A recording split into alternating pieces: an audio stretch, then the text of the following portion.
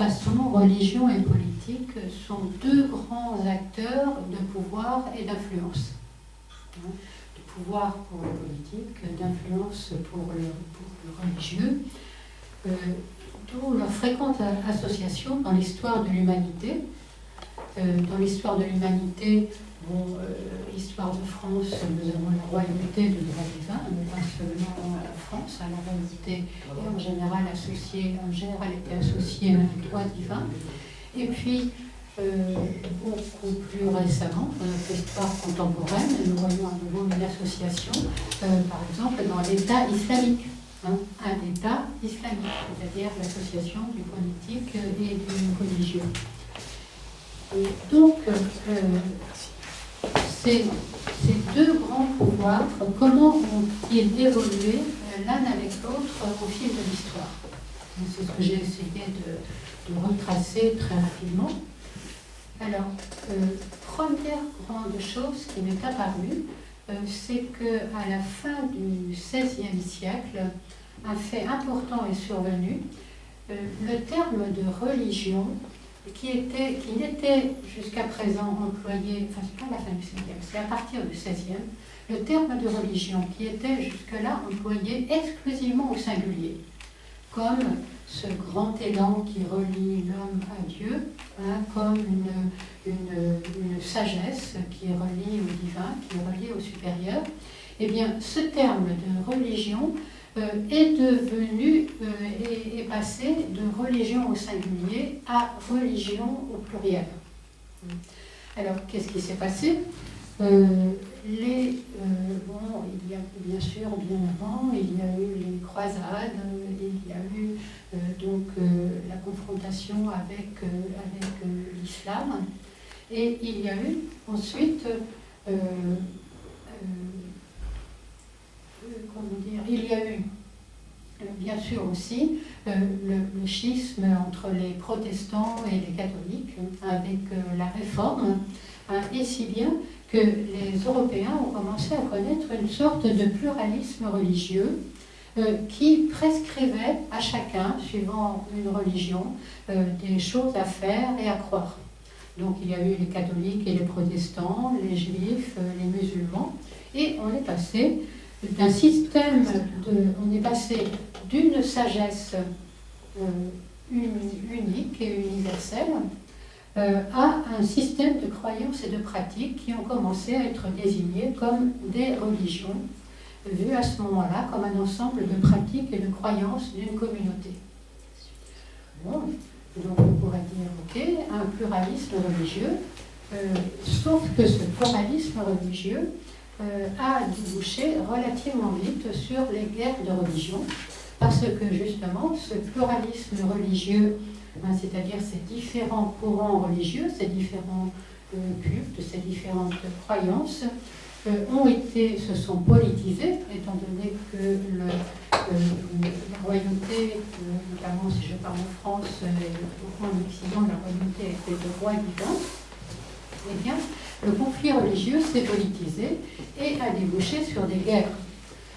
Cela a commencé avec François Ier en France, qui a trouvé que la réforme protestante qui avait commencé début XVIe, qui avait été initiée par Luther au XVIe siècle, commençait à affaiblir son pouvoir, et donc il a commencé à persécuter les protestants.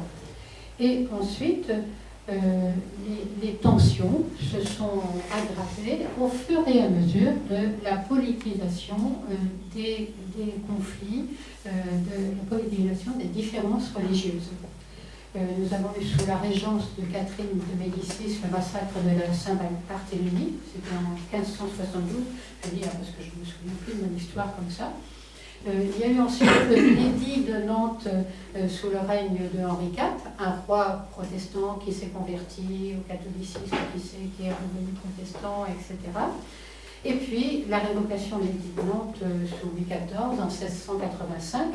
Donc nous voyons là comment la politisation du religieux a été source de violents conflits, dont à un moment donné, sous l'influence des philosophes des Lumières, qu'on qu'ont-ils fait les philosophes des Lumières? Ils ont prôné globalement le triomphe de la raison sur la foi. Donc on voit là la dissociation, cette dissociation entre la raison et la foi. Et à partir de là, un long conflit s'est engagé qui a abouti à la séparation des pouvoirs entre l'Église et l'État. C'est-à-dire le pouvoir religieux ne peut plus avoir d'effet sur le pouvoir politique et le pouvoir politique ne peut plus avoir d'effet sur le pouvoir religieux. En France, le conflit a été long puisqu'il a commencé dès la Révolution. Une première séparation a été instaurée en 1794, ensuite elle a été abolie, etc., pour aboutir à la loi visant la séparation de l'Église et de l'État qui a été adoptée en 1905. Vous voyez, 1905, c'est pas très vieux, et qui donne en France la laïcité comme un principe constitutionnel qui sépare le pouvoir politique des organisations religieuses. La loi de la République est ainsi neutre, elle garantit la liberté de culte, elle proclame la liberté de conscience et ne place aucune croyance au-dessus des autres. Aucune croyance ou non-croyance, c'est-à-dire qu'en République, on est égal, on est égaux, que l'on ait une religion, que l'on soit athée ou que l'on soit agnostique. C'est un principe constitutif de l'égalité républicaine. Donc la laïcité, je parle en France, c'est en quelque sorte un système qui garantit l'égalité entre les religions. C'est d'ailleurs, ce système a été mis en place au démarrage, c'était pour garantir l'égalité, pour empêcher l'hégémonie du catholicisme. Et pour dire, ok, on peut être protestant, on peut être dans l'islam, on peut se référer à l'islam, on peut être juif, peu importe, l'égalité entre les religions. Et puis qui garantit aussi la non-ingérence de part et d'autre entre politique et religion. C'est donc la liberté pour tout citoyen de pratiquer la religion de son choix ou de non pratiquer, c'est la liberté de conscience et de culte. Donc la séparation des pouvoirs de l'Église et de l'État a donc permis un pluralisme religieux, c'est-à-dire un système politique capable de reconnaître et d'organiser la coexistence de courants tels que le bouddhisme et tels que les trois monothéismes, le christianisme, le judaïsme ou l'islam. Ce pluralisme religieux, en Occident, il est égalitaire dans la mesure où il incite à considérer que toutes les religions sont d'égale valeur et que le fait d'avoir ou non une religion ne donne ni aucun privilège, ni ne faire courir le risque d'une discrimination. Néanmoins, nous le savons, bien qu'il y ait ce principe de laïcité, la question de la laïcité et de son interprétation, il s'agit de l'interprétation, y compris en France, revient régulièrement dans le débat public. Qui attente aux croyances religieuses, et donc de ce fait-là, ces notions sont paralysées parce qu'elles n'arrivent pas à obtenir un consensus. Autre exemple que nous venons de connaître récemment, ce que l'on appelle les organisations d'intégration, c'est-à-dire qui ont vocation à faire émerger une nouvelle unité politique, comme par exemple l'Europe.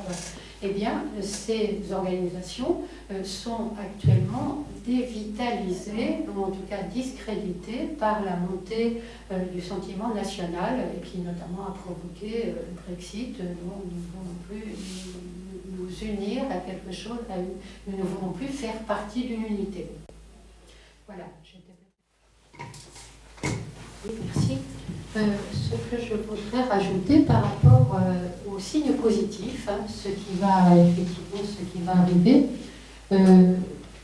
c'est une autre façon de parler de ce dont vient de parler Dominique, c'est-à-dire le retrait du rayon 6, en fait, laisse la place, le retrait de l'idéalisme et de la dévotion, laisse la place au grand rayon d'amour-sagesse qui a pour numéro le rayon 2, grand rayon d'amour-sagesse qui est le rayon de notre système solaire.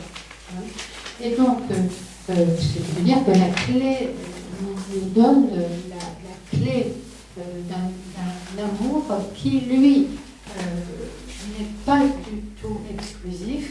au contraire, qui est largement inclusif.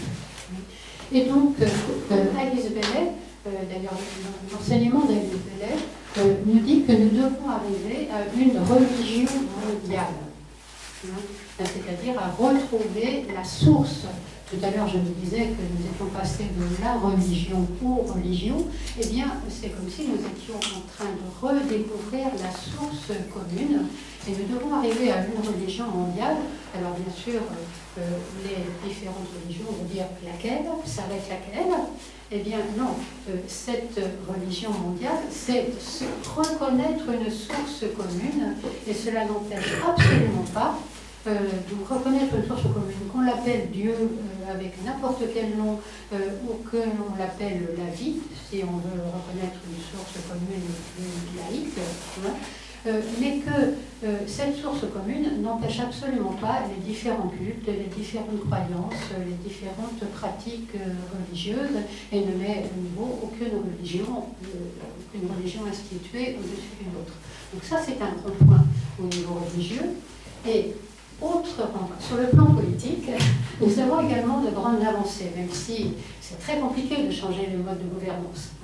Mais nous avons également de grandes avancées avec des essais de ce que l'on appelle la démocratie participative et non plus représentative, c'est-à-dire des réunions d'initiatives locales, des conseils de quartier, des conseils participatifs communaux, des conseils de jeunes. Ce sont autant de petites choses qui commencent à frémir et qui aboutissent à dire prenez en compte également notre expérience, prenez en compte ce que nous savons faire. Et même si le politique est encore un peu frileux, pour cela, parce que c'est difficile de remuer toute une organisation. Les entreprises, de mon point de vue, vont plus vite. Les entreprises qui sont également des organisations qui jusqu'à présent étaient très hiérarchisées, avec bien sûr le PDG et puis ensuite la descente de niveau en niveau. Eh bien, les entreprises expérimentent, elles, la notion notamment d'entreprise libérée. Dans cette notion d'entreprise libérée, c'est alors on expérimente, puisque ça peut être aussi une utopie, mais l'important c'est d'expérimenter, dans laquelle les salariés sont totalement libres et responsables des actions qu'ils jugent bon d'entreprendre, ce qui veut dire que ce n'est plus le patron, le PDG qui va dire il faut faire cela. Et il y a aussi beaucoup de management, qu'on appelle le management transversal et non plus le management hiérarchique, c'est-à-dire des notions de projet qui vont faire, on va dire, il va y avoir le chef de projet qui va manager différents services pour l'aboutissement d'un projet. Donc on va dans l'interdépendance, dans comment on fait pour agir ensemble, avec nos différences, avec nos fonctions différentes. Voilà. Donc pour moi, ce sont des frémissements qui sont porteurs d'un grand espoir, et qui, à la fois pour le politique et pour le religieux. Merci. C'est bon. Merci. Merci, on va passer à une séance de questions-réponses. Donc je vais passer la parole si vous avez des questions.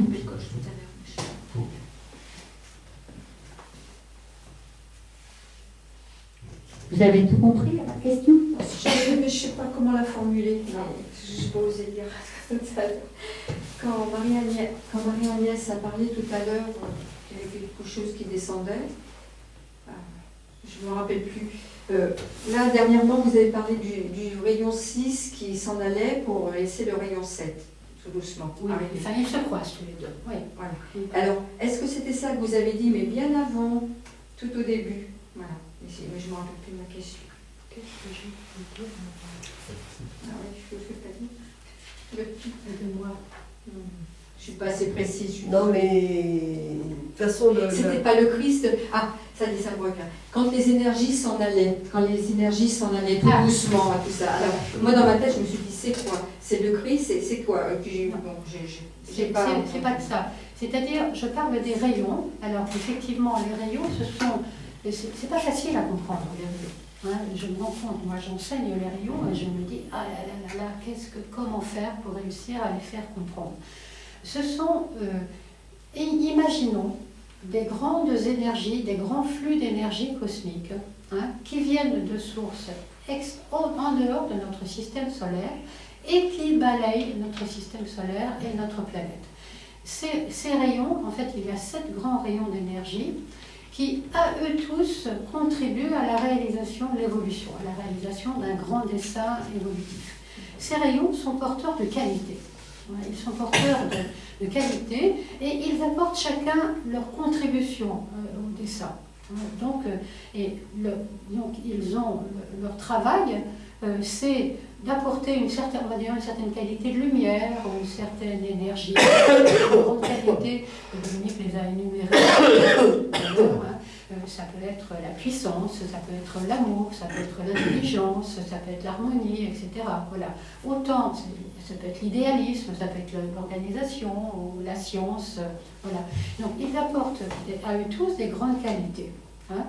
Mais ils ont des cycles de manifestation.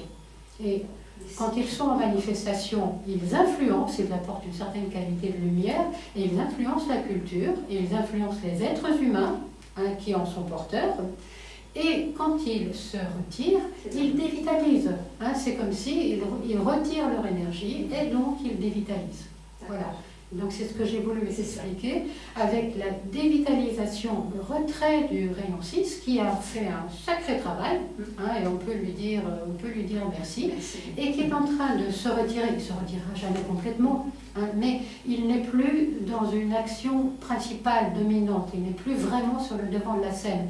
C'est lui qui a construit la civilisation, et effectivement il a construit la civilisation des poissons, et il est maintenant en train de se retirer dans ce qu'on appelle un cycle mineur, mais il sera toujours là, il y a toujours de la place pour l'idéalisme, mais ce n'est plus lui qui est en train de construire notre culture, c'est maintenant le rayon de la loi, de l'ordre, de l'organisation.